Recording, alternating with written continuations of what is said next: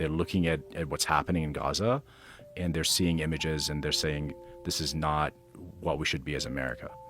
We should be pro life, pro peace. Yeah. And I really appreciate that, and that's starting to open up.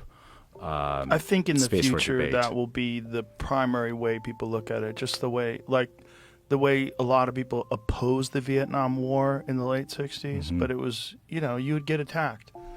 And I think now people realize like that was the correct response. And I think in the future people will realize the correct response is like, this is not October 7th was awful. Absolutely. Obviously. Terrible attack.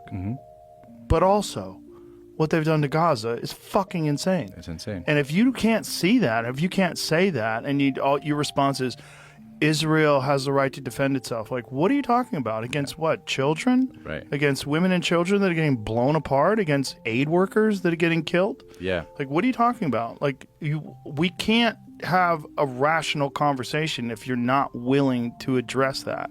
Yeah. I think their heart is hardened. If I'm trying to be as charitable as possible, like the Israelis specifically, maybe from the October 7, what they saw there, their heart is hardened. And I think a lot of people, especially on the Republican side, they're unable to see the Palestinians as humans, Right. especially as people with emotions and feelings and all of that. And Like, imagine if that was happening to Scandinavia, yeah, right? yeah, exactly. Yeah, it's very strange.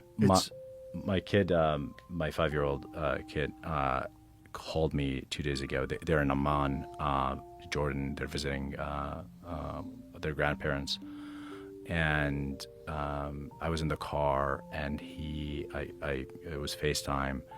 And the moment the camera opened, he's like, what are you doing? Why are you outside? There are sirens, there are rockets, you have to go inside.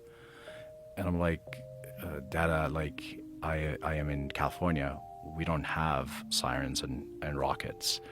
And then I asked him, like, are you afraid? Because you're hearing that. This is a California kid. Like, this is, he's never, he didn't have the upbringing that I had. And so it's the first time he's getting exposed to, I don't think he understands what war is. Of course. And I was like, are you afraid? And it's like, no, I'm afraid that other people are, I want everyone to be okay. Yeah. But I know he was shook by it. And, I took him out. They're on their way back. I just couldn't. Of course.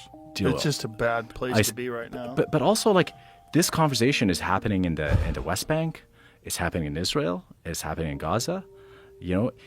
People want peace. People want to live. People want to trade. People want to build. Yeah. And this is what I made my life mission about. Is about giving people tools to build, to improve their lives. And I think we're just led by maniacs. Exactly. Exactly. That's exactly what it is. You have people that are in control of large groups of people that convince these people that these other large groups of people that they don't even know are their enemies. And those large groups of people are also being convinced by their leaders that those other groups of people are their enemies. And then rockets get launched, and it's fucking insane. And the fact that it's still going on in 2025 with all we know about corruption and the theft of resources and power and influence, it's crazy that this is still happening. I'm really hoping the internet is finally reaching its potential to start to open people's minds and remove this like veil of propaganda and ignorance.